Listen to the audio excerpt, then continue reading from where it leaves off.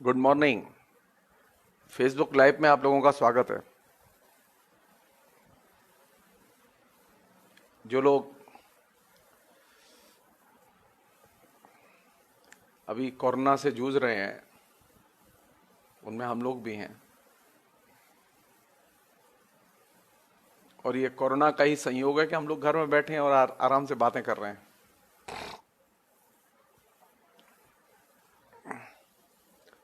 आज हम लोगों ने बातचीत का जो विषय रखा है वो रखा है सोशल मीडिया, मित्रता और आत्मीयता।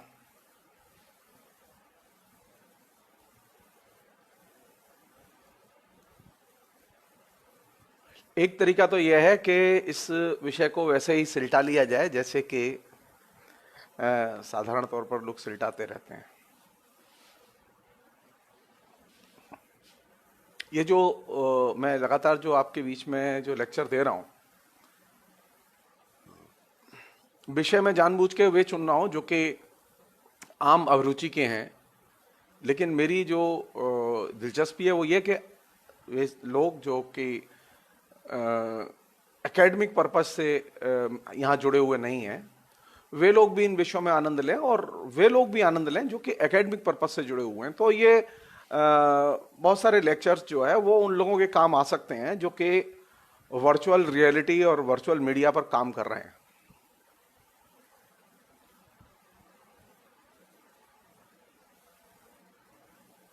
पहले ही चीज तो यह है कि सोशल मीडिया और मित्रता के बारे में हम पिछले 2 लेक्चर्स में लगातार बात करते हैं, उसके दूसरे एक एक अलग अलग डायमेंशन पे। आज हम लोग उसकी आत्मीयता वाले पहलू पर बात करेंगे।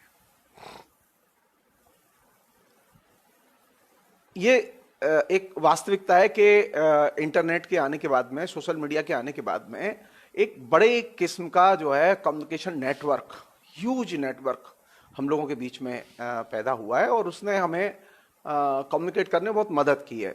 ये एक वास्तविकता है, इसे स्वीकार करना चाहिए। यह भी एक वास्तविकता है कि कुछ ऐसी बीच में विकसित हुई हैं जो कि कम्युनिकेशन के लिहाज से बहुत महत्वपूर्ण है। व्यक्तिगत कम्युनिकेशन की संरचनाओं का उदय हुआ। अभी तक फेसबुक लाइव के आने के पहले तक मेरे जैसे लोग सिर्फ लिख रहे थे। यूट्यूब था, यूट्यूब का हम इस्तेमाल उतना नहीं कर पाते थे क्योंकि वो थोड़ा सा परिश्रम साध्य और थोड़ा सा प्रॉब्लमेटिक भी है मेरे जैसे सरल किस्म के लोगों के लिए। फेसबुक लाइव मेरे लिए इजी है, तो मैं इसका इस्तेमाल निश्चित तौर पर ज्यादा करूंगा। मैं क्यों ज्यादा करूंगा, एक 2 बातें उसके संदर्भ में कहनी बहुत जरूरी हैं, और वो इस सोशल मीडिया की प्रकृति से जुड़ी हुई हैं। ये जो इंटरनेट पर जो हम लोग जाते हैं इसकी प्रकृति से जुड़ी हुई हैं, और ये वे बातें हैं जिनका कि आमतौर पर हम लोग जिक्र नहीं करते या हम उनकी अनदेखी करते हैं।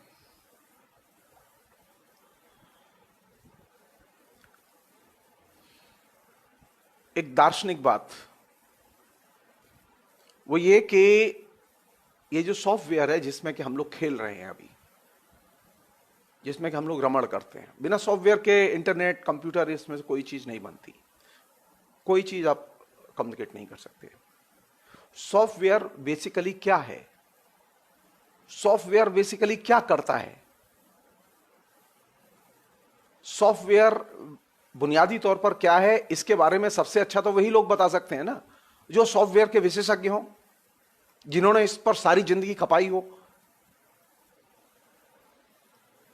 वर्चुअल रियलिटी के एक दादा गुरु हैं। आप में से जो लोग थोड़ा सा डिटेल्स में पढ़ना चाहते हो, वे लोग जेरोन लेनियर को इंटरनेट पर खोजें, उनकी किताबें, उनके लेख, सब कुछ मिल जाएंगे आपको। जेरोन लेनियर उन लोगों में से है जिसने कि वर्चुअल रियलिटी की बेसिक टेक्नोलॉजी को बनाया, बेसिक कॉन्सेप्ट को उसने डेवलप किया। अभी जो दुनिया में जो उपलब्ध जो महानतम ब्रेन है उनमें से वो एक है। वो कहीं पढ़ने नहीं गए, शिक्षा हुई है और अनौपचारिक शिक्षा प्राप्त करके जेरोन लेनियर ने सारी दुनिया में अपना यश अर्जित किया और सारी दुनिया की जो सबसे बेहतरीन विश्वविद्यालय उनकी वो सर्वोच्च परिषदों में आज भी है। आप जाइए इंटरनेट पर खोजिएगा जेरोन लेनियर को, तो आपको बहुत सारी चीजें मिलेंगी, आपको बहुत मजा आएगा। मैं उस रहस्य को खोलना चाहता हूं जिस रहस्य में हम लोग जाना नहीं चाहते या जिसको जानते नहीं हैं। मैं पिछले मतलब तकरीबन 20-22 साल से मैं जेरोन लेनियर को पढ़ रहा हूं। मैं लगातार जब भी उनका कुछ आता है तो पढ़ता रहता हूं। उन्होंने एक बहुत महत्वपूर्ण जेरोन लेनियर ने बात कही है जो हम सबके लिए शिक्षा की और काम की है। उन्होंने कहा है कि ये सॉफ्टवेयर क्या है। पहले सवाल उठाया सॉफ्टवेयर क्या है और फिर उसका उत्तर दिया। वो कहते हैं सॉफ्टवेयर और कुछ नहीं है, सिर्फ विचार और विचार और विचार की अभिव्यक्ति।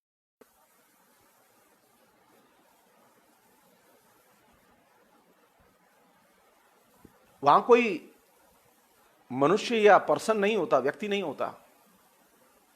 सॉफ्टवेयर में कोई व्यक्ति नहीं होता।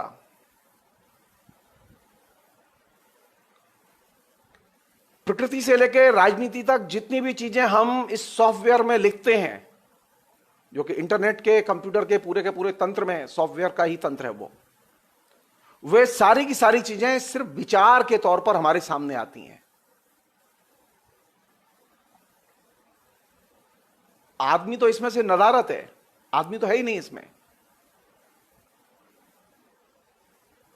जेरोन लेनियर ने एक बात कही थी जिसका कि मैं इंतजार कर रहा था। उन्होंने कहा कि आदमी जब तक बोलता नहीं है तब तक उसकी उपस्थिति का आभास नहीं होता। और जब फेसबुक लाइव ने ये सॉफ्टवेयर लिंक किया कि अब आप इससे लाइव कर सकते हैं, तो मेरे जैसे लोग के लिए ये, क्योंकि मैं कल तक एक सिर्फ विचार था, अभी एक मैं साक्षात मनुष्य हूं आपके सामने। मनुष्य जब तक बोले नहीं तब तक वो मनुष्य नहीं है। अब तक सॉफ्टवेयर में जो कुछ लिखा गया, उसके जरिए जो कुछ कहा गया, वह सिर्फ अभिव्यक्ति थी और वह सिर्फ विचार था। हम जो लोग लिखते हैं वो सिर्फ विचार होता है, वहां कोई व्यक्ति नहीं होता।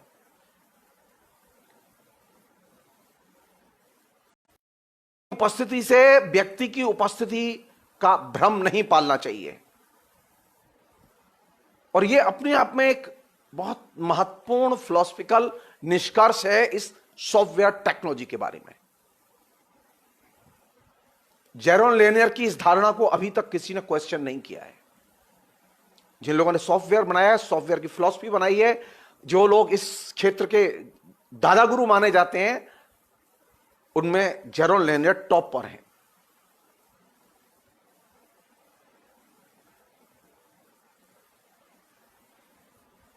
तो जब तक आप इंटरनेट पर लिखते हैं तब तक आप सिर्फ अपने को एक्सप्रेस करते हैं, आप विचार व्यक्त करते हैं और कुछ नहीं करते, और कुछ नहीं करते। जैसे मैंने एक पोस्ट लिखी, अचानक उस पर कुछ लोग आए, वो अपने लाइक कर गए, कुछ लोग आए वो टिप्पणियां लिख गए, कुछ लोग आए जो, या ब्लॉग में भी यही होता था, कुछ लोग आए वो अपना एक फोटो साट गए, कुछ लोग आए वो वीडियो लगा गए। क्या है ये? क्या ये व्यक्ति है? जी नहीं, ये सिर्फ चंचलता है, फ्रैगमेंट्स। ये सिर्फ चंचलता है जिसे आप देखते हैं, व्यक्ति नहीं होता वहां। सॉफ्टवेयर में रमण करते समय, सोशल मीडिया में रमण करते समय, इसके तमाम किस्म के तंत्र के साथ में खेलते समय, लिखते समय, आप यह चीज ध्यान रखें कि यहां जनता नहीं है, मनुष्य नहीं है। ये जो लगातार कमेंट्स आते हैं, लगातार जो है इस पर डिबेट होती है, लगातार इस पर फोटो आते हैं, तमाम किस्म की चीजें दिखाई देती हैं, ब्लॉग दिखाई देते हैं, यूट्यूब चैनल दिखाई देते हैं, तमाम चीज। ये क्या है? ये सिर्फ चंचलता है। चंचलता को मनुष्य नहीं कहते। और ये अपने आप में एक बड़ा पैराडाइम है जिस पर के कभी हमने सोचा ही नहीं।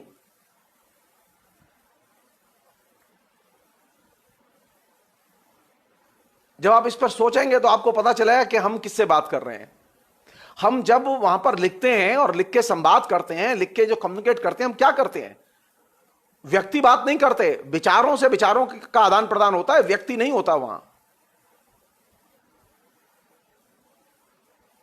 मशीन होती है, मशीन में विचार होते हैं खाली। सॉफ्टवेयर क्या है? एक आइडिया है। अभी मैं मशीन बंद कर दूं, ये कम्युनिकेशन बंद हो जाएगा।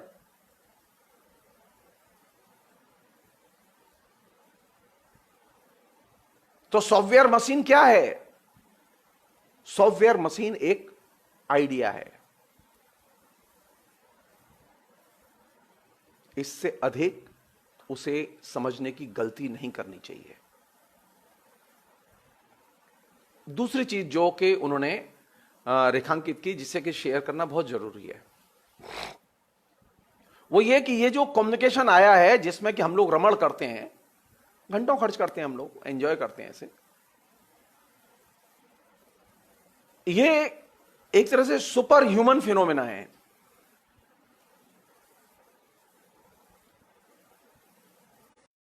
ऐसा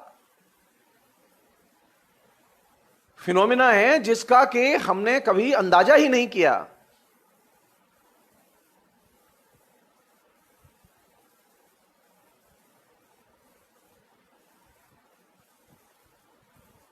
जब आप कम्युनिकेशन को एक सुपर ह्यूमन फिनोमेना के तौर पर देखेंगे तो वहां फिर ये व्यक्तियों के बीच के कम्युनिकेशन के ऊपर दिखाई देगा। ये व्यक्तियों का कम्युनिकेशन इसके नीचे।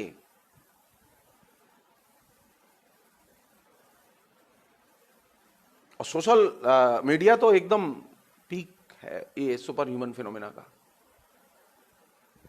तो हम ये कह सकते हैं कि सोशल मीडिया का जो कम्युनिकेशन है वो एक तरह से सुपर ह्यूमन कम्युनिकेशन का एकदम सर्वोच्च शिखर है।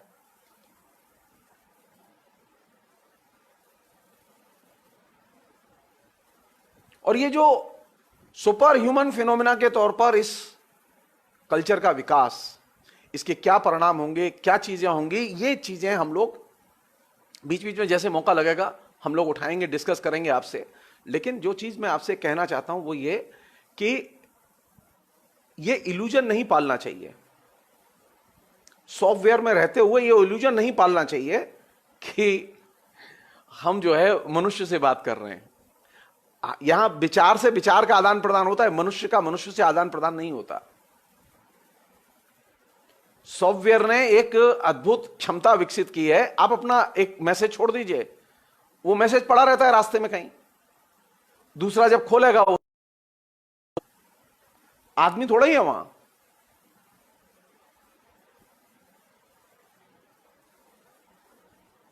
तो किन के बीच में कम्युनिकेशन है?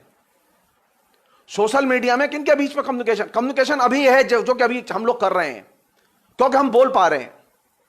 अभी इसके पहले हम बोल नहीं पा रहे थे आपसे, हम सिर्फ लिखकर बात कर रहे थे। जब मनुष्य बोलता है तब तो उसकी आत्मा का आभास मिलता है। लेखन में उसकी आत्मा का आभास नहीं मिलता, उसकी जीवंतता का आभास नहीं मिलता।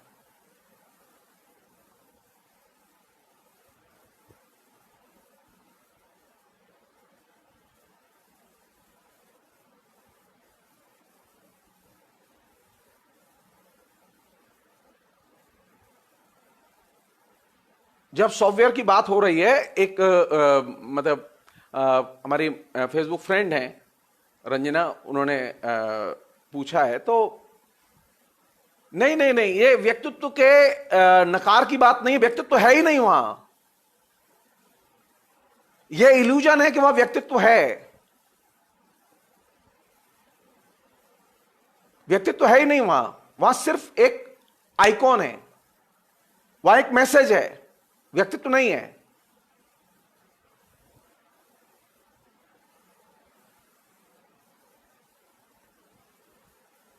जेरोन लेनियर की जो बात है उसे गंभीरता से समझने की जरूरत है।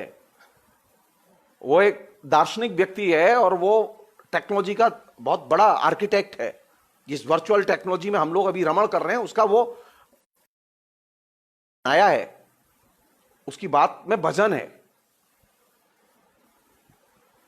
एक और चीज पैदा हुई है इस बीच में जो कि जिसकी तरफ जेरोन लेनियर ने ध्यान खींचा है, वो ये कि ये जो फेज है जिसमें कि ये वर्चुअल टेक्नोलॉजी और ये तमाम किस्म के कंप्यूटर और इंटरनेट, सोशल मीडिया, ये तमाम चीजें चल रही हैं, इसने एक और चीज पैदा किया, वो ये कि एक जो यंग लोग हैं, जो नई पीढ़ी है, उस नई पीढ़ी के अंदर उसने, पहले क्या था कि पहली जो पीढ़ी थी उसके अंदर मनुष्य के अंदर गहरी आस्था थी, मनुष्य बहुत कुछ कर सकता था।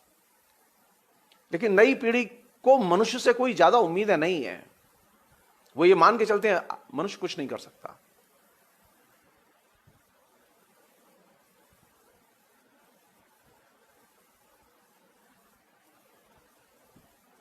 ज्यादातर लोग ये मानकर चलते हैं कि अभी के कर तो वही लोग सकते हैं जिनके पास ताकत है।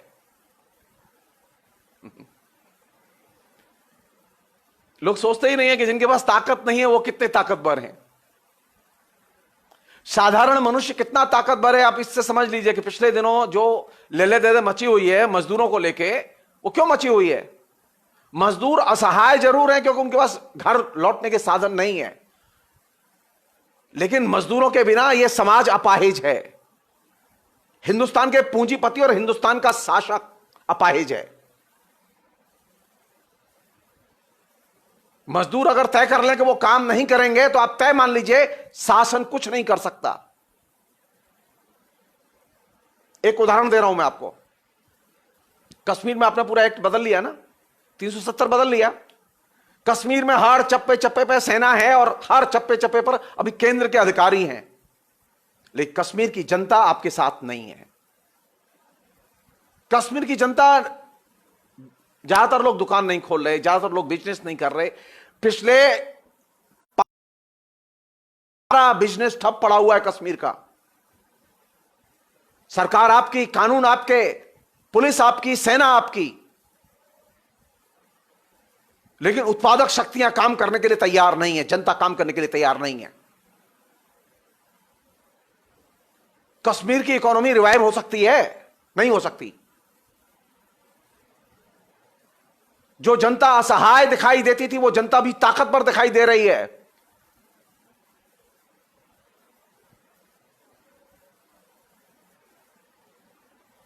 तो ये जो यूथ, जो नई पीढ़ी है, उसके अंदर जो ये इल्यूजन है कि जो ताकतवर है वही कुछ कर सकता है और जो साधारण आदमी है, जो मनुष्य है, उसके अंदर कुछ करने की ताकत नहीं है, ये इल्यूजन दिमाग से निकाल देना चाहिए।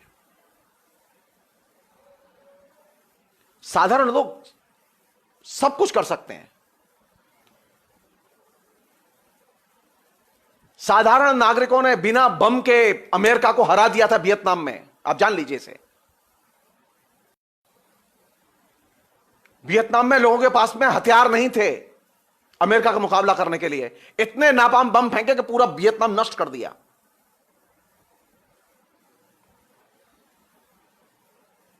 और वियतनाम की जनता लड़ती रही।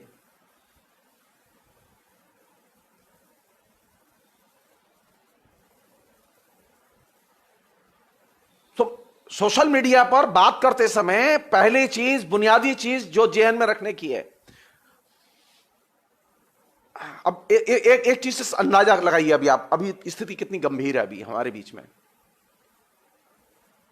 मैं नहीं जानता, मुझे मालूम नहीं है कि सोशल मीडिया पर, उसके डिफरेंट एस्पेक्ट पर, वर्चुअल रियलिटी पर, उसके डिफरेंट एस्पेक्ट पर मेरे अलावा कभी किसी ने फेसबुक पर, सोशल मीडिया में कभी लिखा हो।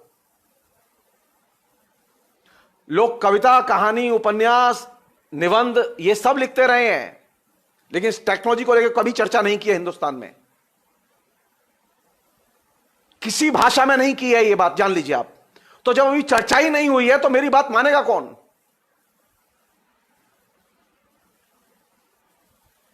मैं भी तो पहली बार बात कर रहा हूं ना। मैं किस इशू पर बात कर रहा हूं आपसे?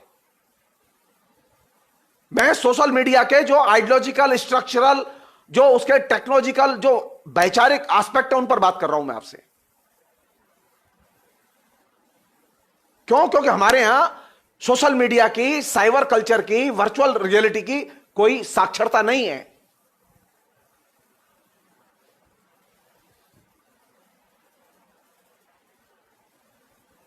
कहने में अच्छा नहीं लगता, मैं पहला व्यक्ति था जिसने जेरोन लेनियर के बारे में लिखा हिंदुस्तान में। मैं पहला व्यक्ति था जिसने वन्नेवर बुश के बारे में लिखा। अब यह मत पूछेगा वन्नेवर बुश कौन है, आप इंटरनेट पर जाइए और देख लीजिए। वन्नेवर बुश वह है जिसने कंप्यूटर को कंसीव किया पहली बार। तो आपके यहां तो डिबेट ही नहीं होती, आपके यहां सिर्फ उत्पाद और प्रोडक्ट और उनके उपयोग की बात होती है। आप उसके दर्शन और उसके उन दर्शन से जुड़े हुए पहलुओं को देखना और जानना ही नहीं चाहते, उन पर बात ही नहीं करना चाहते।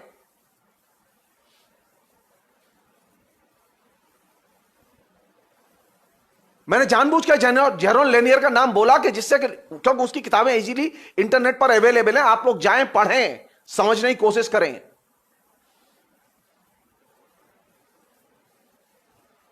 जेरोन लेनियर ने जो बात कही है उसे गंभीरता से लें। सॉफ्टवेयर माने आइडियाज, वह विचारों की अभिव्यक्ति का सिर्फ एक टूल है।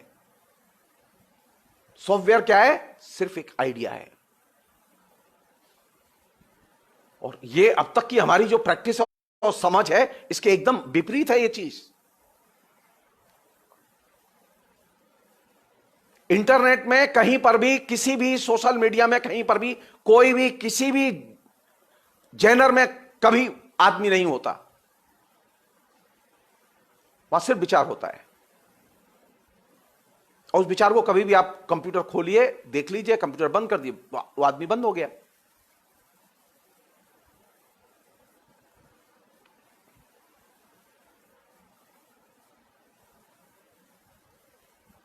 तो पहला जो डायमेंशन है वो इसका फिलोसफिकल डायमेंशन है, उसे हम लोग अपने बहस के दायरे में लाएं। दूसरा डायमेंशन इसका जो प्रयोजन मूलक डायमेंशन है, वो प्रयोजन मूलक डायमेंशन जो है वो बहुत मजेदार है। एक और चीज है जिससे मैं कहना चाहता हूं आपसे अभी जैसे मैं बहुत बातें कर रहा हूं, मुझसे भी ज्यादा क्रांतिकारी लोग हैं जो बड़ी रेडिकल बातें करते हैं। आरएसएस के लोग हैं वो आरएसएस वाली बातें करते हैं, मोदी के लोग हैं जो मोदी की बातें करते हैं, कांग्रेस के लोग हैं वो कांग्रेस की बातें, और हम लोग खुश हैं। मोदी बहुत खुश है इसमें कि उसने बिल्कुल पछाड़ दिया है सबको। क्रांतिकारी लोग बहुत खुश हैं कि उन्होंने बड़े बड़े रेडिकल बातें की और बिल्कुल इंटरनेट को एकदम भर दिया है क्रांति से। आप गंभीरता से सोचिए, इंटरनेट पर की गई तमाम किस्म की वैचारिक या रेडिकल बातें क्या उस विचारधारा के एक्सपेंशन को दर्शाती हैं?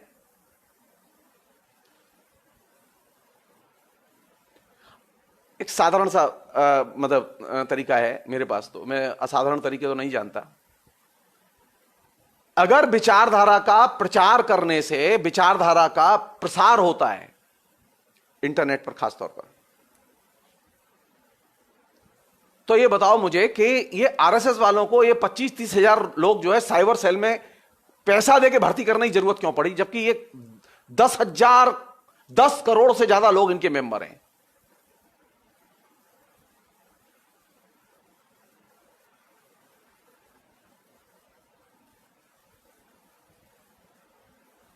वैचारिक एक्सपेंशन हो रहा है या वैचारिक डिक्लाइन हो रहा है नीचे? ध्यान से सोचिए आप। जेरोन लेनियर ने एक और बात कही थी, इसलिए मुझे यह बात ध्यान आई कि यहां जितने भी रेडिकल विचार मिलते हैं या विचारधाराएं मिलती हैं, उनका लगातार प्रचार मिलता है, तो उससे यह लगता है कि यह विचारधारा की स्वतंत्रता का विस्तार हो रहा है या उस पर्टिकुलर विचारधारा का विस्तार हो रहा है। जेरोन लेनियर कहते हैं यह भ्रम है। असल में इस सिर्फ टेक्नोलॉजी की स्वतंत्रता का विस्तार हो रहा है, विचारधारा का विस्तार नहीं हो रहा है। अगर विचारधारा का विस्तार इससे होता तो मार्क्स, एंगेल्स, लेनिन, स्टालिन सबकी क्रांतिकारियों की रचनाएं, सारी रचनाएं इंटरनेट पर हैं। मार्क्सवाद तो फैल जाना चाहिए था। जेरोन लेनियर की बात सही है, विचारधारा के प्रचार से विचारधारा की स्वतंत्रता और उसके क्षमता के विस्तार को नहीं देखना चाहिए, बल्कि यह तो असल में इसकी टेक्नोलॉजी की स्वतंत्रता का और टेक्नोलॉजी की क्षमता का विस्तार है। और हम ये इल्यूजन अपने अंदर पाल लेते हैं कि यहां विचारधारा का विस्तार हो रहा है। विचारधारा का विस्तार सोशल मीडिया में कहने से, लिखने से, बोलने से नहीं हो सकता। कहां रहती है विचारधारा? विचारधारा आम लोगों के बीच में, नीचे जीवन में काम करती है। मीडिया में नहीं रहती, वो मीडिया में नहीं रहती। अगर विचारधारा का प्रचार करना है, प्रसार करना है, रेडिकल बनाना है और ज्यादा से ज्यादा क्रांतिकारी विचारों का प्रचार प्रसार करना है, तो उसकी जमीन कहां है? वेबसाइट नहीं, इंटरनेट, सोशल मीडिया नहीं, उसकी जमीन है नीचे, आम जनता के बीच में।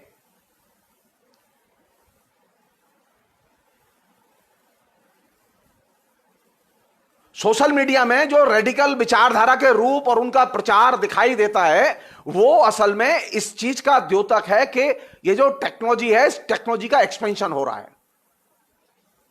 वो विचारधारा के एक्सपेंशन का द्योतक नहीं है।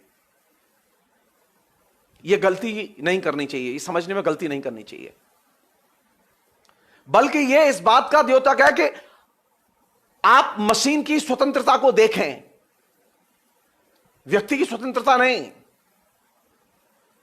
मशीन की स्वतंत्रता। अगर व्यक्ति की स्वतंत्रता इतनी महत्वपूर्ण होती और उसका विस्तार होता, तो एक सोशल मीडिया पर फोटो पोस्ट करने की वजह से कश्मीर के जर्नलिस्ट को आतंकवाद विरोधी कानून में क्यों गिरफ्तार किया जाता?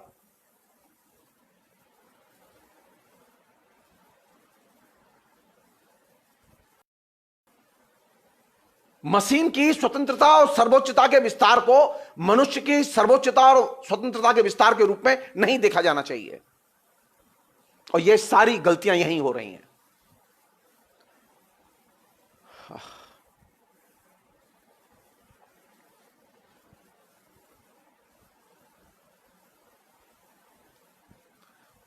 आपको सोशल मीडिया में फोटो, कमेंट्स, तमाम किस्म की चीजें, अभी जो कमेंट्स आ रहे हैं ना लगातार, क्या है ये? ये सिर्फ चंचल अभिव्यक्ति है।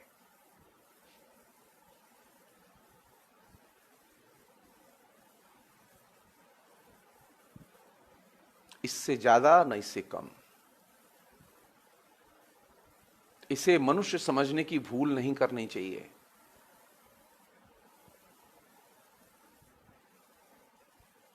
अब हम इसके इस दार्शनिक पहलू को छोड़ दें और इसके जो दूसरा जो व्यावहारिक पहलू है, जहां पर कि सारी जंग लड़ी जा रही है, हम उसकी तरफ लौटें। मतलब हम इल्यूजन की तरफ लौटें। अभी हम रियलिटी में थे, अब इल्यूजन की तरफ लौटें।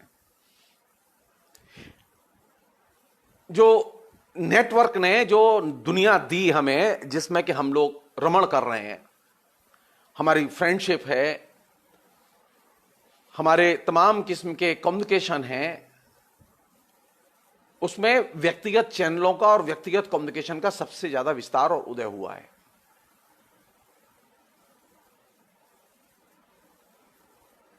और व्यक्ति केंद्रित जो सार्वजनिक नेटवर्क है, उसका उदय हुआ है।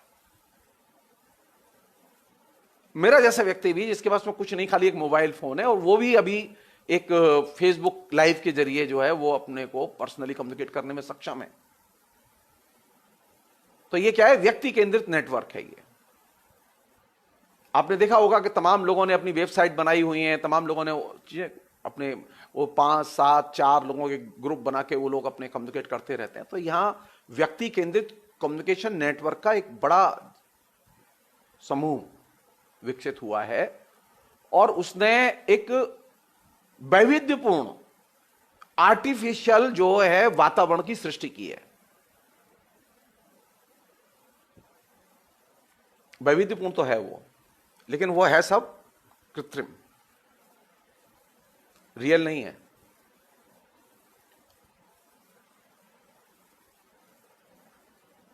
और ये जो मीडिया आया है, खासतौर पर सोशल मीडिया जो आया और इंटरनेट जो आया, इसने मीडिया जो पहले से प्रचलन में था, जिसे हम टेलीविजन के तौर पर जानते हैं, जिसे हम रेडियो के रूप में जानते हैं, हम अखबार के रूप में जानते हैं, पत्रिकाओं के रूप में जानते हैं, उस मीडिया का उसने समाजीकरण किया, उसका सोशलाइजेशन किया।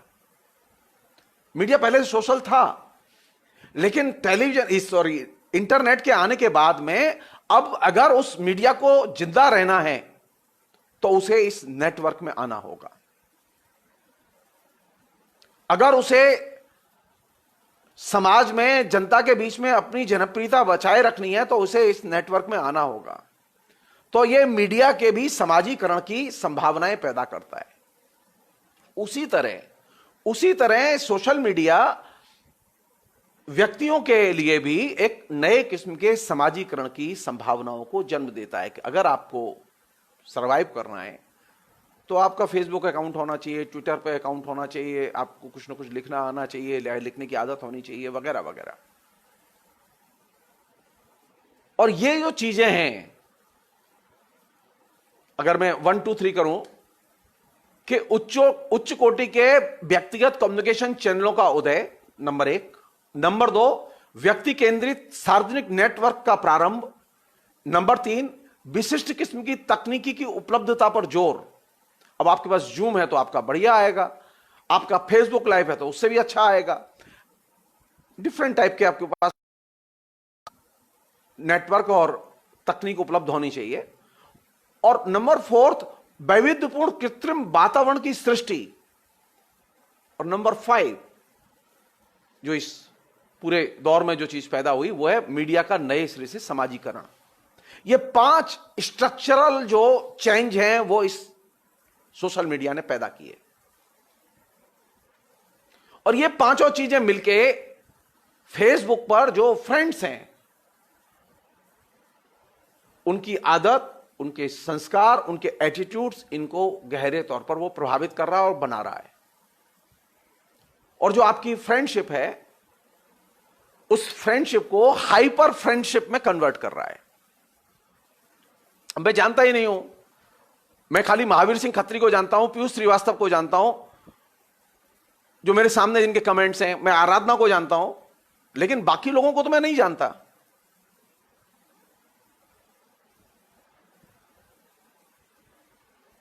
अब ये सारे के सारे लोग मिलके जो मेरे सामने हैं या इसको सुन रहे हैं, ये मेरे अब क्या है, ये फ्रेंड नहीं है, ये हाइपर फ्रेंड हैं ये मेरे।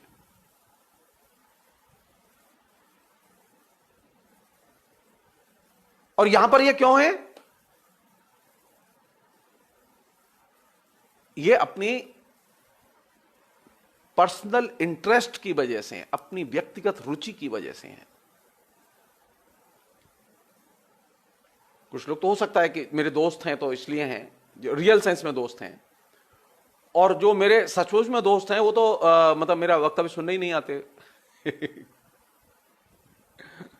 क्योंकि उनका मानना यह है कि हम तो सब वैसे ही पढ़ते रहते हैं, वैसे ही तुम्हें जानते हैं, तो हमें मालूम है बहुत सारी चीजें ऐसे ही।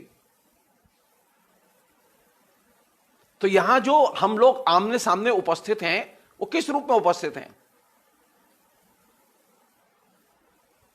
अनौपचारिक तौर पर। यहां जो फ्रेंडशिप है, यहां जो फ्रेंडशिप का कम्युनिकेशन है वो फॉर्मल कम्युनिकेशन नहीं है, बल्कि वो इनफॉर्मल कम्युनिकेशन है। और यहां जो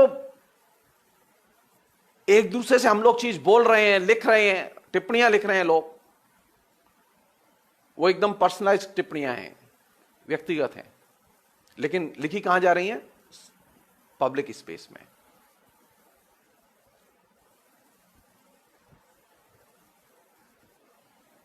और इन सब से क्या चीज तय हो रही है? हम आप सब मिलके अपनी एक नई आइडेंटिटी बना रहे हैं। मैंने भी नहीं सोचा था कि मैं मतलब इंटरनेट पर लेक्चर दूंगा, मैंने भी नहीं सोचा था। ये भी मेरी एक नई आइडेंटिटी है। क्लास में तो पढ़ाने की मुझे आदत रही है, पब्लिक मीटिंग वगैरह में बोलने की आदत रही है। इंटरनेट में दाखिल होते ही, सोशल मीडिया में दाखिल होते ही जो एक दूसरी चीज, पहली चीज है कौन सी? कि आपकी जो मित्रों के साथ में जो संवाद होता है, जो कम्युनिकेशन होता है, वो इनफॉर्मल होता है। और दूसरी चीज जो कि घटित होती है वो ये कि आप या अस्मिता को मैनेज करते हैं।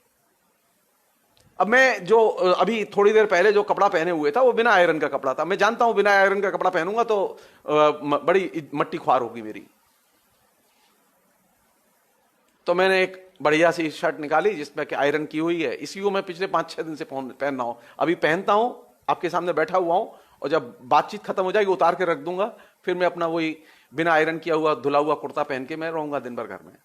लेकिन अगर मैं बिना आयरन किया हुआ कपड़ा पहन के यहां बैठ जाऊंगा ना तो वो अच्छा नहीं लगेगा, क्योंकि अब ये फोटो स्थायी हो गया।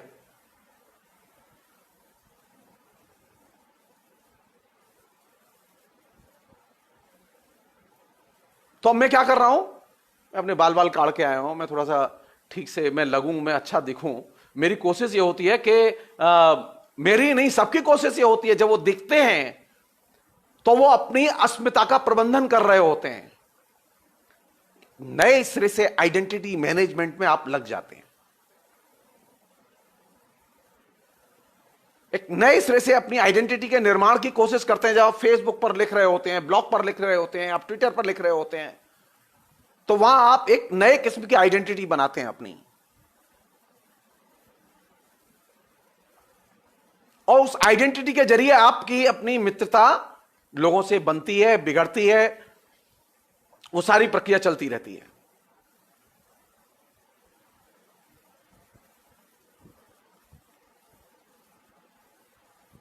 दोस्त कौन होंगे, किसकी सुनेंगे आप, किसको फेसबुक लाइव में सुनेंगे, ये आपका अपना निजी चयन होगा, ये आपकी चॉइस होगी। यानी पर्सनल चॉइस बहुत महत्वपूर्ण हो जाती है सोशल मीडिया में। और पर्सनल चॉइस से भी ज्यादा जरूरी है आपका पर्सनल नियंत्रण। कई बार क्या होता है कि आप ऐसे व्यक्ति की बातें सुनते हैं जिससे बहुत गुस्सा आता है, तो आपका जो उसमें गुस्सा भी निकल जाता है। ये होता है और सुनते समय भी होता है। ये किसी की बहुत खराब पोस्ट पढ़ी, अपमानजनक पोस्ट पढ़ी, तो हमने इसके कस के गालियां लिखी। मैं आपको अपना अनुभव बता सकता हूं, मुझे भी ऐसा नहीं है, गालियां मुझे भी पड़ती हैं, लेकिन मैं कभी गुस्से में उसका जवाब नहीं देता।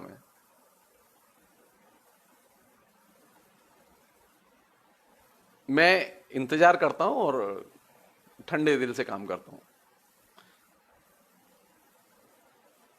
क्योंकि आपका व्यक्तिगत तौर पर नियंत्रण बेहद जरूरी है जब आप इंटरनेट में मूव करते हैं, लिखते हैं। तो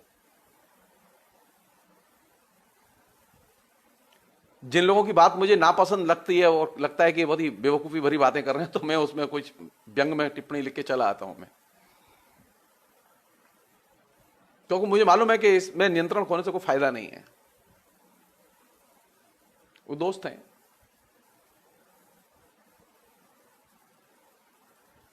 तो चॉइस और व्यक्तिगत नियंत्रण, ये दो चीजें बहुत महत्वपूर्ण हैं इसमें, क्योंकि आपके यहां जो भी रिलेशन है ना, इसमें ज्यादातर लोगों के साथ में रिलेशन कौन सा है, वो वह रिलेशन है जो कि मीडिया ने बनाया है। आपकी जो फ्रेंडशिप है वो फेसबुक में ही बनी है, उसके पहले कहीं फ्रेंडशिप नहीं थी आपकी।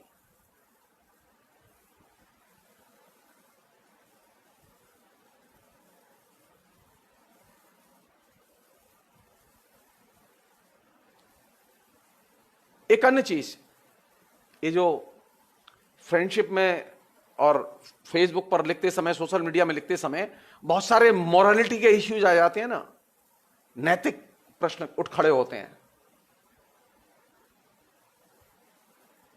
जैसे हमारे एक दोस्त ने हमसे पूछा कि यह कितना अनैतिक है कि आपके यहां मंदिर है और आप मार्क्सवादी भी हैं। अब बताइए, मैं गुस्सा हूं कि इसमें हंस के टालू में इसे।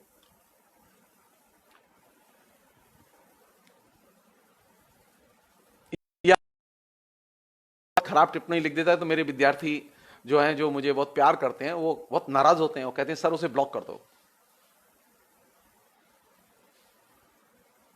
वो बहुत खराब आदमी है, उसे ब्लॉक कर दो, वो बहुत खराब टिप्पणी लिखी है उसने, वो आपके ऊपर कीचड़ उछाल रहा है। इंटरनेट में नैतिकता के प्रश्न इनमेटीरियल हैं, अप्रासंगिक हैं। अभी हुआ है ना, अभी हुआ है कि एक कोई लेखक मरा, तो उस लेखक पर दो लेखक लड़ गए आपस में, और इतना अनर्गल हुआ उसमें, इतना अनर्गल हुआ कि उसकी कोई तुलना ही नहीं है।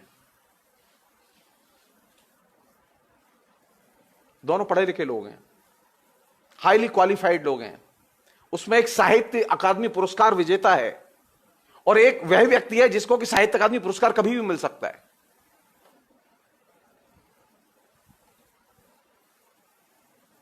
किस बात पर? कि वो जो लेखक मर गया उसके बारे में ये बात क्यों कही, ये मॉरली ठीक नहीं है। इंटरनेट में मॉरलिटी नाम की कोई चीज नहीं होती। नैतिकता अनैतिकता एकदम अप्रासंगिक है। यहां हम लोग जो एकदम गुस्सा खाते रहते हैं ना, वो गुस्सा खाना बंद कर दें।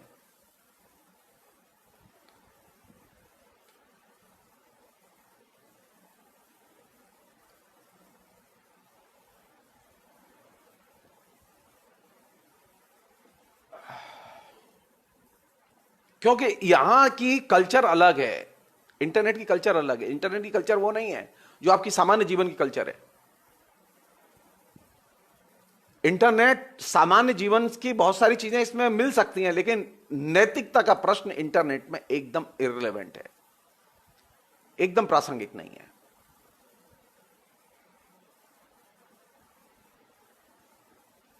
अब होता क्या है कि आपका मतलब इसमें जो सोशल मीडिया का जो अपना खास हिसाब है, अब आप करते क्या है कि आप अच्छे नामी यशस्वी लोग आपके हों, कुछ प्रोफेसर हों, कुछ कॉलेज के प्रोफेसर हों, कुछ यूनिवर्सिटी के हों, कुछ पॉलिटिशियन हों, यशस्वी बड़े बड़े लोग हों, तो आपको लगता है आपकी हैसियत थोड़ी सी बढ़ गई।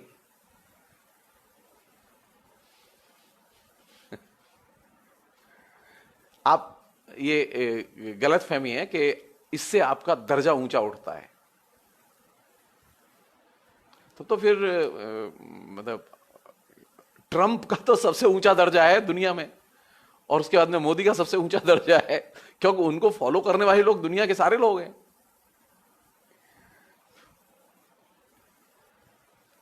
और अक्लमंदी के लिहाज से छोड़ दीजिए, प्रधानमंत्री हैं वो, बस अक्लमंदी के लिहाज से ट्रंप और नरेंद्र मोदी दोनों का दर्जा किसी भी एक सामान्य बुद्धिजीवी से एकदम नीचे है, किसी भी एक सामान्य नागरिक के बराबर है। जीनियस से तो कोई तुलना ही नहीं है उनकी। तो अगर आप के दिमाग में यह इल्यूजन है कि आपके फेसबुक फ्रेंड्स में नामी ग्रामी प्रतिष्ठित ऊंचे दर्जे के लोग हैं और आप बड़े लोगों में सोशलाइज करते हैं, तो आप ये इल्यूजन पाले रखिए, किसी काम नहीं आएगा। जनरल मुशर्रफ के 20 लाख फॉलोअर थे। जनरल मुशर्रफ बड़े खुश थे कि पाकिस्तान में 20 लाख फॉलोअर हैं फेसबुक पर। तो जनरल मुशर्रफ ने तय किया कि अब वो पाकिस्तान लौटेंगे। जनरल मुशर्रफ जब एयरपोर्ट पर उतरे तो ट्रेजेडी ये घटी कि एयरपोर्ट पर उनको लेने के लिए 5 लोग नहीं आए। हां, 10-20 पुलिस वाले जरूर आ गए उनको गिरफ्तार करने के लिए, क्योंकि उनके खिलाफ एक कोई पुराना केस चल रहा था। अब उनको ये इल्यूजन के 20 लाख फॉलोअर,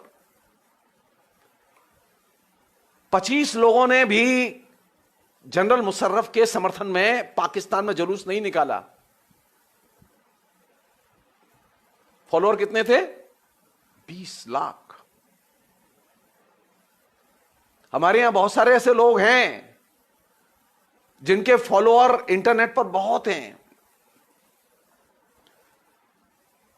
रियल स्थिति यह है कि उनके जिस शहर में वो रहते हैं वहां उनका कोई हिसाब किताब नहीं है। आप मेरे कहने से आप थोड़ा सा बस कुछ नेताओं को आप उठा के देख लीजिए।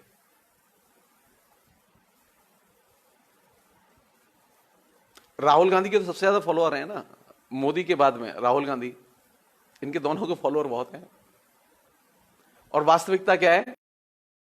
वास्तविकता यह है कि अगर आप बनारस में जाके सिर्फ पता कर लें कि बनारस में कितने लोग हैं जो इनको फॉलो करते हैं, तो आप तय मान लीजिए 1000 से ज्यादा लोग नहीं मिलेंगे।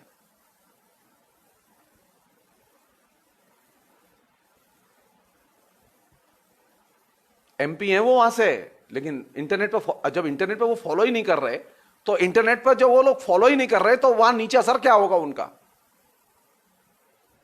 जब वो प्रधानमंत्री हैं हमारे देश के।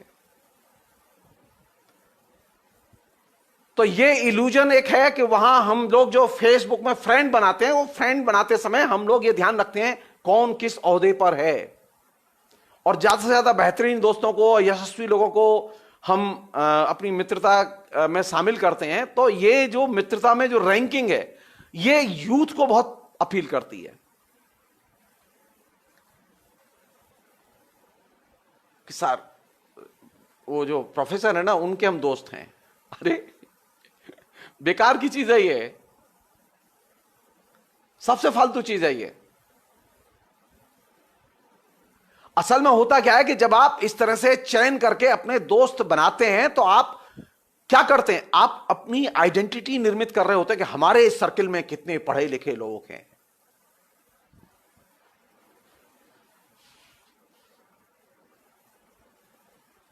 ये आप अपनी आइडेंटिटी बनाने के लिए करते हैं। इसमें आत्मीयता जैसी कोई चीज नहीं है, इसमें कोई लगाव जैसी भी कोई चीज नहीं है। एक ही तरह के लोगों के ग्रुप हैं, एक ही विचारधारा के लोगों के ग्रुप हैं, लेकिन उनमें कोई आत्मीयता और लगाव नहीं है।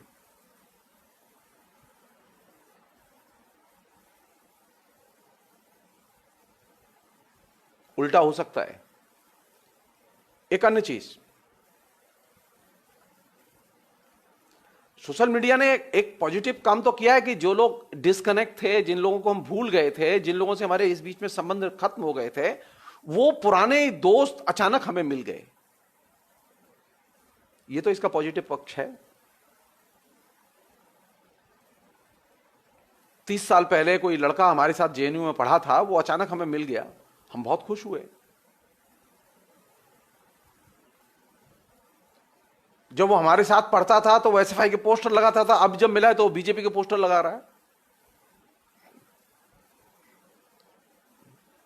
अब आपके लिए शॉकिंग है ये?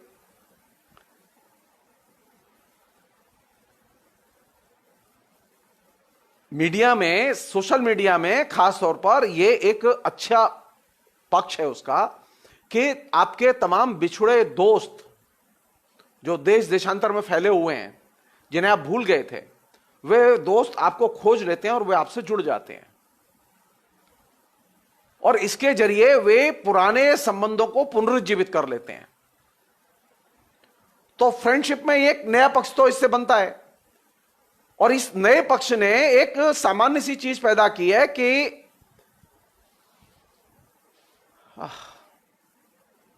एक इल्यूजन तो पैदा किया है कि फेसबुक से फ्रेंडशिप तो बनती है। फ्रेंडशिप बनती है, लेकिन उन्हीं लोगों से फ्रेंडशिप आपकी पुख्ता बनती है जिन्हें आप जानते हैं फिजिकली, जो आपके साथ रहे हैं, जिन्होंने अपना मूल्यवान समय बचपन में, जवानी में आपके साथ खर्च किया है। वे अगर आपको मिल जाते हैं 5 साल, 10 साल, 20 साल के अंतराल के बाद, तो निश्चित तौर पर वहां आपका एक कम्युनिकेशन रिवाइव करता है। लेकिन ये मित्रता में कन्वर्ट होगा, इसकी कोई गारंटी नहीं है, क्योंकि जो बात मैंने इनिशियली कही थी, यहां जो कम्युनिकेशन है वो किसका कम्युनिकेशन है? यहां सिर्फ विचार का कम्युनिकेशन है। यहां मित्रता के विचार का कम्युनिकेशन है, मित्रता नहीं है। आप लिखते हैं ना आई लव यू, वो भी लिखता है आई लव यू। तो कौन सी चीज कम्युनिकेट हुई हुई या ये पंक्तियां हुई? सिर्फ पंक्तियां हुई, फीलिंग्स नहीं हुई। फीलिंग्स तब कम्युनिकेट होगी जब आप सामने बोलेंगे। जब आप लिखकर कहेंगे तो आपकी अनुभूति कम्युनिकेट नहीं होती, आपका सिर्फ विचार कम्युनिकेट होता है। इसी अर्थ में जर्नल लेनियर ने कहा था कि बोलना इसमें महत्वपूर्ण है। जब आप सामने आमने बात करते हैं, स्काइप में बात कर रहे होते हैं और दूसरे सोशल मीडिया के रूपों में बात कर रहे होते हैं जो इसके कम्युनिकेशन के, जिसमें कि आप लाइव बातचीत करते हैं,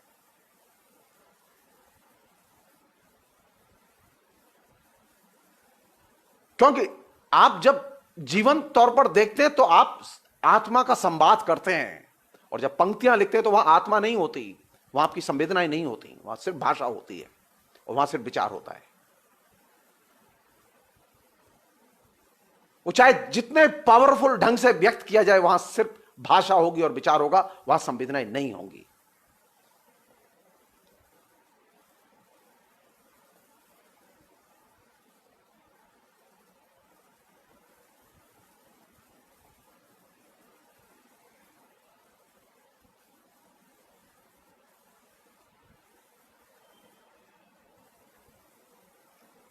अब आप जब कम्युनिकेट कर रहे हैं किसी को लिखकर, जो कि भाषा में है,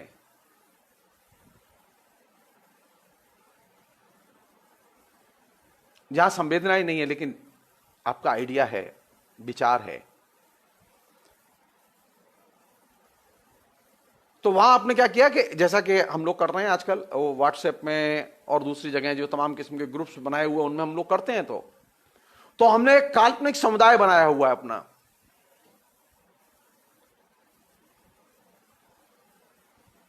और काल्पनिक समुदाय के सब लोग मेंबर हैं।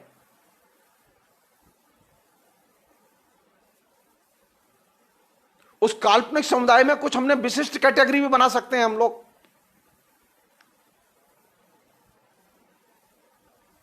कुछ ऐसी भी कैटेगरी बना सकते हैं जो सर्वोपरि कैटेगरी हो।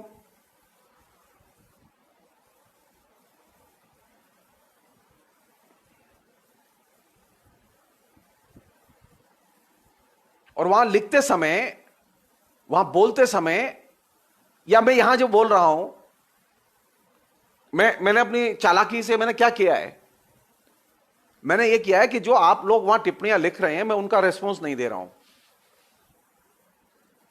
क्योंकि मैं आपके दबाव में नहीं आना चाहता। बेहतर तो यही होता कि मैं आपकी टिप्पणियां पढ़ता, उसके साथ में डायलॉग करता और फिर आगे बढ़ाता अपनी बात को। लेकिन मैंने जानबूझ के ये चीज अपनी सुविधा के लिए और अपनी रक्षा के लिए मैंने ये इजाद किया कि मैं अपनी बात रखूंगा, आपकी बात पढ़ लूंगा, और उसमें से मुझे कोई काम की चीज लगेगी तो उसे मैं इस्तेमाल कर लूंगा, लेकिन मैं इसके उत्तर प्रत्युत्तर में नहीं जाऊंगा।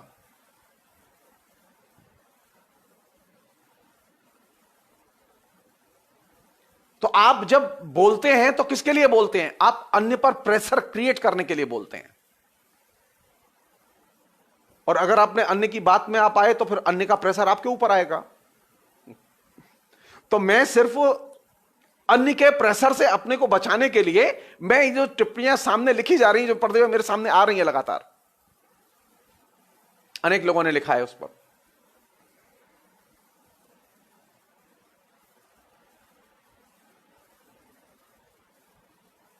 अगर मैं उनका जवाब दूंगा तो, या ऑब्जेक्टिवली देखें तो व्यक्ति जब बोलता है तो वो हमेशा अन्य के प्रेशर में बोलता है। मैंने अपने लिए ये रास्ता निकाल लिया कि मैं प्रेशर में नहीं आऊंगा और मैं अपनी बात कहूंगा और आप मेरे प्रेशर में आए, ना आए तो ना आए, लेकिन मैंने अपने लिए एक रास्ता निकाल लिया। और यह काम करते समय आप अपने अतिक्रमण करते हैं। जब आप कम्युनिकेट करते हैं तो आप सिर्फ सेल्फ से कम्युनिकेट नहीं करते,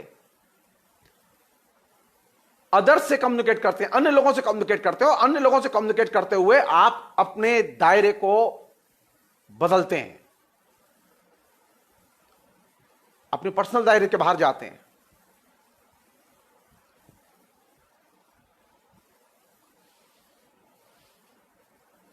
यहां कौन सी चीज है?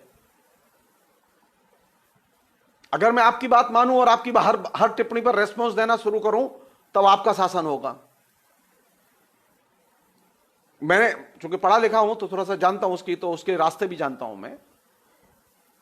तो मैंने अपनी सेफ्टी के लिए क्या किया हुआ है, यहां मेरी सरकार है, यहां मेरा शासन है, मैं बोल रहा हूं मेरा शासन है। मैं यहां जो कुछ बोल रहा हूं वो निजी तौर पर बोल रहा हूं और मैं उसे कंट्रोल करता हूं। इसी को कहते हैं इंटरपर्सनल इंडिविजुअलिज्म या व्यक्तिवाद। आप अपना शासन रखें, अपनी बात कहें और व्यक्तिगत कार्य व्यापार को अपने ही नियंत्रण में रखें। जो ही मैं स्लिप करके मैं जाऊंगा कि वहां जो टिप्पणियां लिखी जा रही हैं उनको मैं रेस्पॉन्स देना शुरू करूं। मसलन एक छोटी सी चीज है कि अब जैसे महेश वशिष्ठ जी ने कहा प्रणाम सर, तो मैंने भी कहा नमस्कार। अब अचानक नमस्कार आती शुरू होंगी तो मालूम पड़ा 15-20 लोगों ने नमस्कार की, तो मैंने सबको नमस्कार करना शुरू की। तो उसके बाद अल्टीमेटली क्या हुआ? अल्टीमेटली इसका परिणाम यह हुआ कि मैं अपनी गति से नहीं, आपकी गति से चलूंगा। मैं अपने वक्तव्य पर नियंत्रण नहीं रख सकता, आप मेरे वक्तव्य को नियंत्रित करेंगे। इसलिए मैं दोस्तों की नमस्कार प्रणाम का भी जवाब नहीं देता, बहुत ही असभ्य ढंग से पेश आता हूं मैं, क्योंकि मुझे अपने वक्तव्य को नियंत्रित स्वयं करना है। यह मेरा संसार है, यह मेरी सरकार है, मैं अपने वक्तव्य का नियंता स्वयं हूं। पेश किसके लिए कर रहा हूं? दूसरों के लिए, अदर्स के लिए। वे इसमें रुचि लें, वे इसको माने, एंजॉय करें, वे मेरे प्रेशर में आए।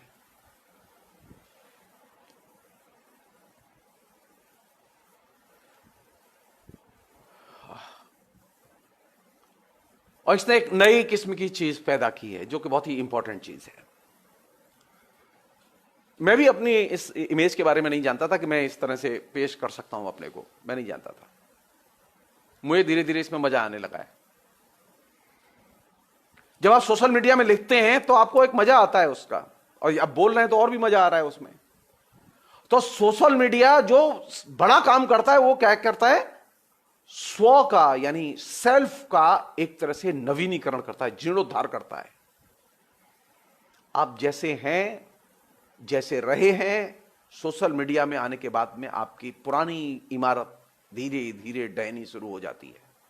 या जैसे कहें ना, सांप जो है ना वो अपनी कैंचुल छोड़ना शुरू कर देता है और फिर वो नई कैंचुल धारण करता है।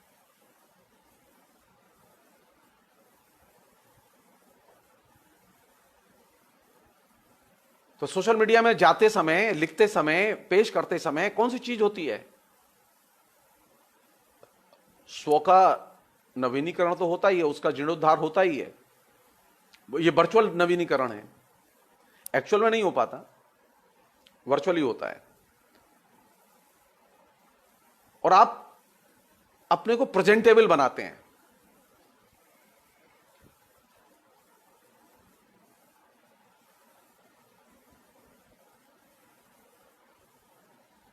बाजार की भाषा में कहें कि आप अपने को बिक्री योग्य बनाते हैं।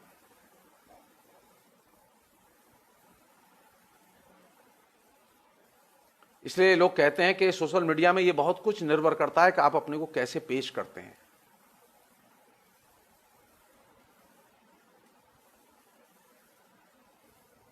क्योंकि वहां हर चीज किस पर निर्भर करती है?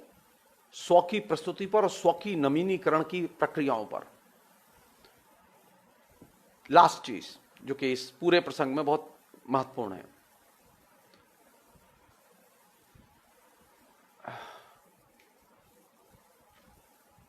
जर्नल लेनियर पर भी मैं बात खत्म करूंगा मैं।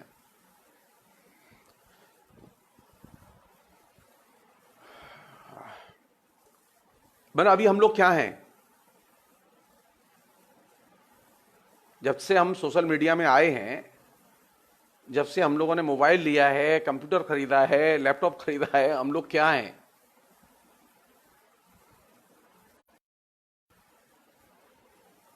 जेरोन लेनियर की भाषा में कहें कि हम लोग अब गजेट्स बन गए हैं। आदमी थोड़े ही रहे हैं हम लोग। हमारा एक सोशल मीडिया फेसबुक अकाउंट है, हमारे पास एक मोबाइल है, हमारे पास एक लैपटॉप है। मनुष्य से कम्युनिकेशन घटा है और मनुष्य का मशीन के साथ में कम्युनिकेशन बढ़ा है, या तकनीक के साथ में कम्युनिकेशन बढ़ा है।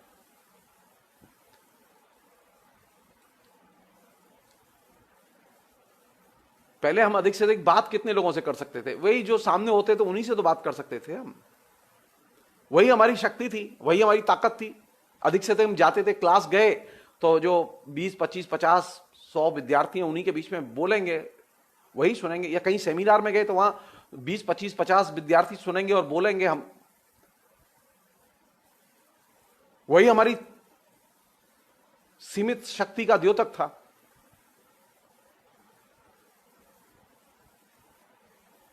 लेकिन नए जो सोशल मीडिया के आने के बाद में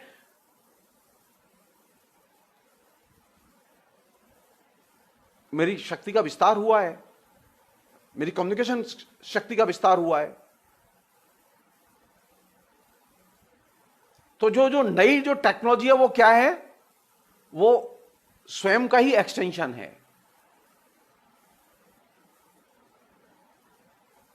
वो टेक्नोलॉजी कोई कहीं और दूसरी जगह से रिलेट करके अपना एक्सटेंशन नहीं कर रही है। ये गैजेट्स क्या है? ये गैजेट्स जो है वो मनुष्य की जो आइडेंटिटी है उसका ही रूपांतरण कर रहे हैं। और जाहिर है कि इसमें स्टेटस का मामला है। जो आईफोन यूज करते हैं उनका स्टेटस अलग है, और जो मेरे जैसे लोग हैं जो कि साधारण आईएम का वाला फोन यूज कर रहे हैं, चाइनीज, उनका स्टेटस अलग है।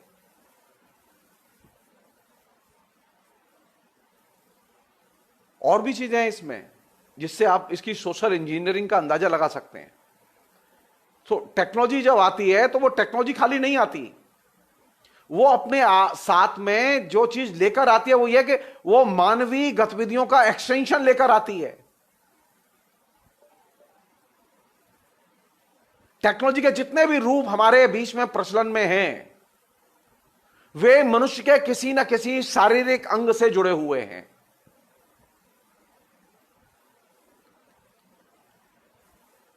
मसलन वेब कैम्स का संबंध किससे है?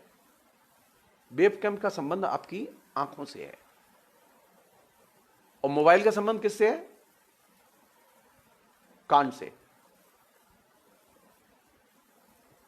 और ये दोनों काम क्या कर रहे हैं?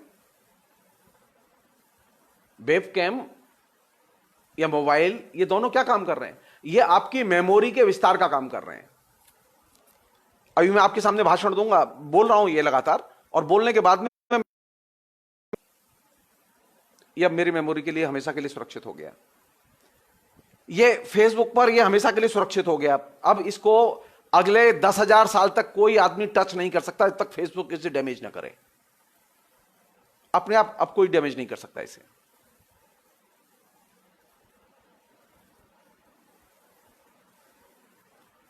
नई जो टेक्नोलॉजी है, उस नई टेक्नोलॉजी, कम्युनिकेशन की टेक्नोलॉजी ने क्या किया कि हमारी स्मृति के विस्तार का काम किया है और स्मृति के अंग के तौर पर अपना विकास किया है। इसके जरिए आप अपने को इस टेक्नोलॉजी से जोड़ते हैं और अपने को दुनिया से जोड़ते हैं।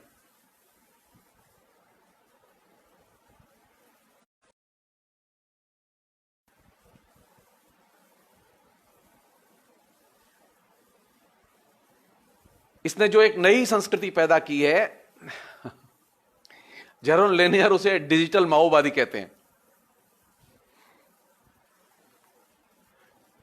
जो लोग माओवाद शब्द को देख के भड़कते हैं ना, वो थोड़ा जेरोन लेनियर के द्वारा जो इसमें डिजिटल माओवादी शब्द का प्रयोग किया गया अपने लेखन में, उसको देखें ध्यान से। ये जो माओवाद का प्रयोग किया गया, उस माओवाद के प्रयोग के पीछे उसका एक बहुत ही सिंपल सा लॉजिक है। वो ये कि ये जो डिजिटल माओवादी था वो कैसा था?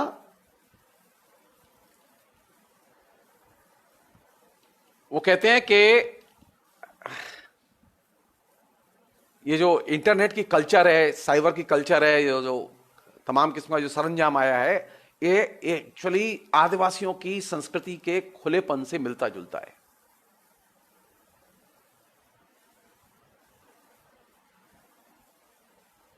जैसे आदिवासियों के जीवन में एक साझा सृजनात्मकता होती है, वही साझा सृजनात्मकता इस टेक्नोलॉजी की कल्चर में भी है, और वही ओपननेस है। फर्क यह है कि यहां कंप्यूटर साइंस का आर्टिफिशियल माइंड, कृत्रिम विवेक इससे जुड़ा हुआ है।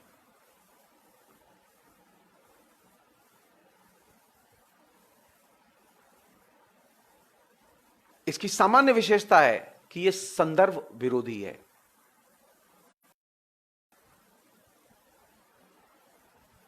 यानी एक फाइल दूसरी जगह आप आराम से शिफ्ट कर सकते हैं, लगा सकते हैं।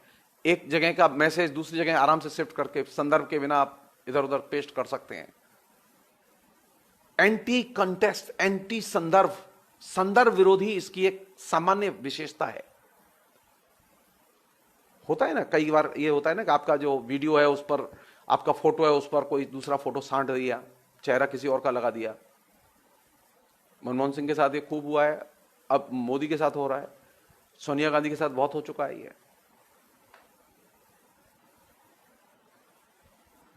तो इस कल्चर में एक इनबिल्ट प्रॉब्लम है, वो क्या है कि ये संदर्भ विरोध की कल्चर है। ये यह चीजें उसके संदर्भ में देखने की आदत नहीं है लोगों को, क्योंकि लोग कट पेस्ट का जिस तरह से इस्तेमाल करते हैं उसने एक नए किस्म के संकट को जन्म दिया है।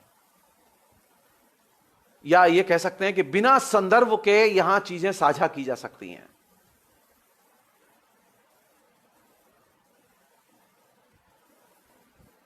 और बिना संदर्भ के जो चीजें साझा की जा सकती हैं, इसकी राजधानी कहां है? इस कल्चर की राजधानी सिलिकॉन वैली।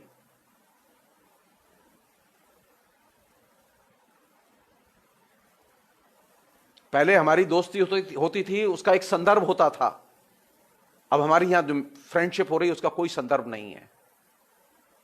मेरी कोई पोस्ट किसी ने पढ़ी, उसने दूसरे को कहा अरे तुमको अगर अच्छी चीज पढ़नी है तो उनके साथ जुड़ जाओ, वो मेरे साथ जुड़ गया।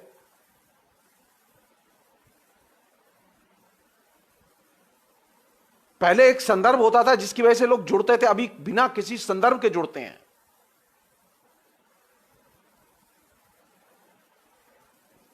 तो यहां वो व्यक्ति जुड़ा या उसका विचार जुड़ा या नाम जुड़ा खाली?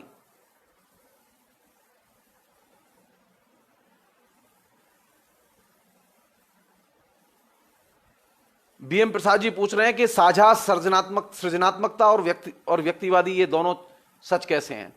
व्यक्तिवादी इसलिए क्योंकि यहां व्यक्तिवादी ढंग से काम होता है, यहां पर्सन ही केंद्र में, यहां समुदाय केंद्र में नहीं है। और यहां जो सामुदायिकता है वो एकदम ट्राइबल सामुदायिकता है। मैं कोई पोस्ट लिखता हूं, आप लगातार उस पोस्ट को शेयर करते हैं क्योंकि आप मुझे अच्छा दोस्त मानते हैं अपना। मैंने आपके दर्शन नहीं किए अभी तक, लेकिन फिर भी आप मेरी पोस्ट शेयर करते हैं। मुझसे आप तीखे सवाल पूछते हैं लेकिन फिर भी आप मुझे प्यार करते हैं, लेकिन मैंने आपको देखा नहीं कभी भी।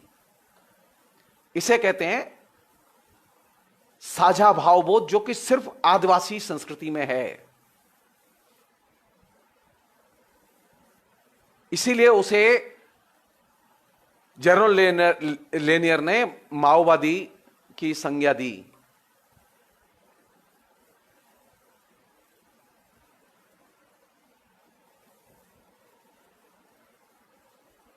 इसने एक पूरी, अगर आप टोटलिटी में देखें, इसे समग्रता में देखें,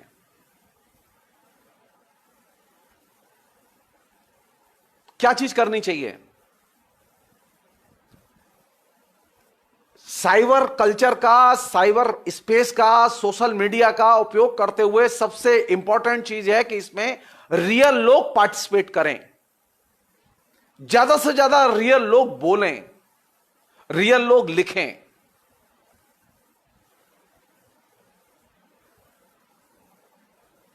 दिक्कत यह है कि इसमें एक बड़ा हिस्सा है जो कि अनरियल लोगों का है, फेक है। अब देखिए कितने करोड़ों अकाउंट हैं जो कि एकदम फेक हैं फेसबुक में, उनका कोई आदमी एग्जिस्ट ही नहीं करता। अगर नेटवर्क में अमूर्त लोग रहेंगे तो नेटवर्क अर्थहीन हो जाएगा। मेरी अगर किसी पोस्ट को जिंदा 5 लोग पसंद करते हैं, आई फील वेरी हैप्पी। मेरी अगर पोस्ट को अमूर्त 10 लाख लोग पसंद करते हैं, I feel very disturb.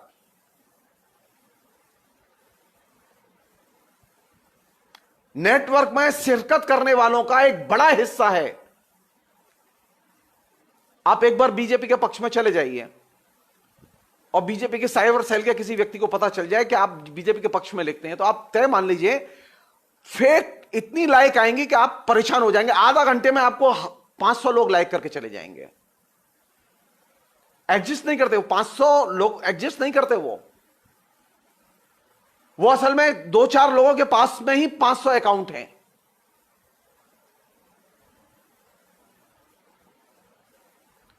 So network को जीवंत बनाने के लिए जरूरी है कि इसमें रियल लोग पार्टिसिपेट करें, और अमूर्त लोग इसमें जितना पार्टिसिपेट करेंगे वो उसका नुकसान करेंगे।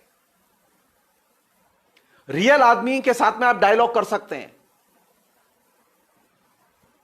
मैं एक घटना बता रहा हूं आपको। मेरे एक दोस्त हैं, उन्होंने एक पोस्ट देखी फेसबुक पर कश्मीर पर। अब वो आरएसएस के साथ हैं, बहुत बड़े इंडस्ट्रियलिस्ट हैं और वो कनाडा में बिजनेस करते हैं। जेएनयू में मेरे साथ पढ़े थे वो। अब जब उन्होंने पोस्ट लगाई तो मैंने उस पर टिप्पणी की, और टिप्पणी की तो उनकी जो वीकनेस थी उसको मैंने हाईलाइट किया कि नहीं आप ये ठीक नहीं कह रहे। तो मेरी बात नहीं मानी उन्होंने, तो मैंने उन्हें प्रमाण दिए। अब वो फंस गए चक्कर में। अब उनकी स्थिति थोड़ी सी परेशान की हुई, तो उन्होंने कहा फोन नंबर दो, तो मैंने फोन नंबर दे दिया। अब उन्होंने फोन किया और फोन किया, फिर समझाया, फिर बोले। क्या हो सकता है आप समझ सकते हैं। उन्होंने अपनी पोस्ट पर लिखा कि मैं अभी कनाडा से बाहर तुर्की निकला हुआ हूं, इस्तांबुल हूं, इसलिए जगदीश्वर जी की बात का मैं बाद में जवाब दूंगा। बाद नहीं आता कभी भी। रियल आदमी होगा तो वह निश्चित तौर पर वो आपको समझेगा, वो रिट्रीट करेगा, पीछे जाएगा। और अनरियल होगा। अनरियल कौन से हैं? अमूर्त लोग कौन से हैं? वे जो तमाम किस्म की व्हाट्सएप से, जो उनके पास में व्हाट्सएप यूनिवर्सिटी के जो मैसेज आते रहते हैं, उन्हें धड़ाधड़ पोस्ट करते रहते हैं। उसको वो न डिफेंड करने की स्थिति में होते हैं, ना एक्सप्लेन करने की स्थिति में होते हैं। वो खाली पोस्ट करते हैं और निकल जाते हैं। अगर उनका लिखा हुआ हो तो वो उसे डिफेंड करें, एक्सप्लेन करें। जेरोन लेनियर कहते हैं कि इस नेटवर्क को जीवंत बनाने के लिए यह बेहद जरूरी है कि इसे अमूर्त लोगों से मुक्त किया जाए और इसमें जिंदा लोग शामिल किए जाएं।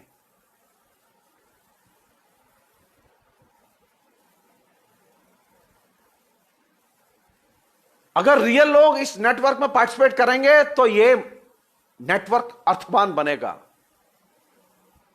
नेटवर्क की अर्थवत्ता रियल लोगों से है, अनरियल लोगों से नहीं, अमूर्त लोगों से नहीं। तो फ्रेंडशिप हो, तो जो फ्रेंड है, क्या उसने कभी फोन किया आपको? कभी आप उसके शहर में गए तो क्या उसने मिलने की कोशिश की आपसे? या वो आपके शहर आया तो उसने मिलने की कोशिश की? अरे भाई, मित्रता का वेरिफिकेशन तो होना चाहिए, और वो फिजिकल वेरिफिकेशन है। ये जो गुमनाम जो फ्रेंडशिप है, इस गुमनाम फ्रेंडशिप को कॉन्क्रीट फ्रेंडशिप में कन्वर्ट करने की कोशिश होनी चाहिए। और वही चीज सोशल मीडिया को अर्थवान बनाती है। वही चीज आपकी मित्रता को ठोस मित्रता में कन्वर्ट करती है, वर्चुअल मित्रता को रियल मित्रता में कन्वर्ट करती है, और वही चीज आपके अंदर रियल लगाव पैदा करती है। अन्यथा तो आपका लगाव नहीं होगा। बस मैंने लिखा और आपने फेसबुक पे आई लव यू लिख दिया, तो आप समझ सकते हैं कैसा होगा मेरा प्यार। वो उतना ही है जितने में शब्द लिखे हैं, बस उससे ज्यादा नहीं। उन शब्दों में संवेदना नहीं होती, क्योंकि उस शब्दों के साथ जुड़े हुए व्यक्ति ने या दो व्यक्तियों ने आपस में संवाद नहीं किया, वो कभी मिले ही नहीं।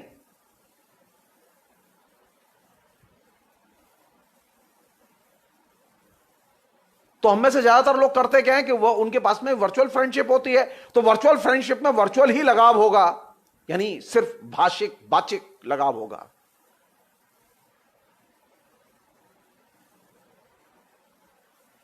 बाचिक और भाषिक ही दुखी होंगे और बाचिक और भाषिक ही सुखी होंगे। न रियल में दुखी होंगे न रियल में सुखी होंगे, तो कैसी दुनिया बनेगी? अमूर्त मित्रों की कैसी दुनिया बनेगी? अमूर्त मित्रों की अमूर्त दुनिया बनेगी, जिसमें कोई रियलिटी नहीं होगी, एक आर्टिफिशियल दुनिया होगी।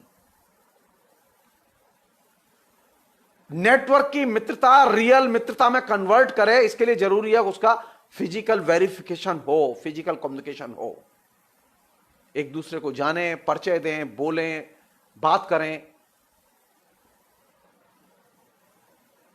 और वही जगह आपको मनुष्य बनने के लिए तैयार करती है, आपका मनुष्य के तौर पर नवीकरण करती है, और वही आपकी फिर बाद में ताकत बनती है।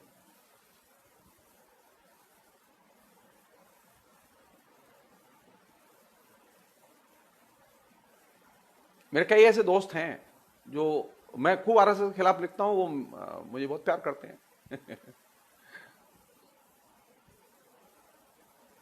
ऐसा नहीं कि वो मुझे प्यार नहीं करते, वो बहुत प्यार करते हैं। उनमें से कुछ लोगों को मैं ब्लॉक भी कर चुका हूं, लेकिन इसके बावजूद वो मुझे प्यार करते हैं, मैं जानता हूं। उसमें कुछ लोग तो ऐसे हैं, अगर मैं न लिखूं तो वो चिंतित होते हैं, तबीयत ठीक है तो आज कुछ लिखा नहीं आपने। नहीं, बीएम प्रसाद जी नहीं, जैरो नहीं, जैरोन लेनियर।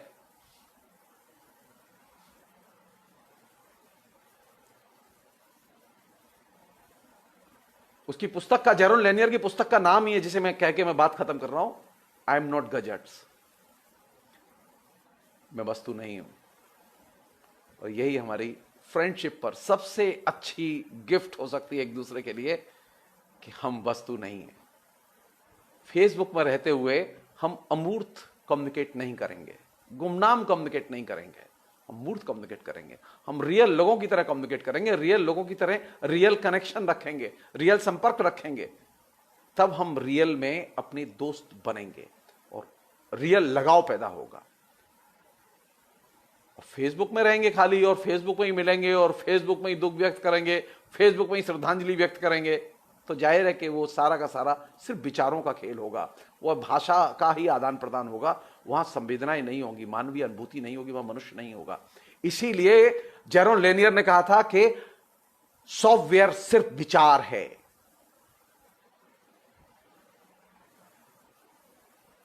सॉफ्टवेयर को अगर विचार के दायरे से बाहर लाना है तो वहां रियल पार्टिसिपेशन बेहद जरूरी है। फिलहाल इतना ही रखें। बहुत बहुत शुक्रिया, थैंक यू।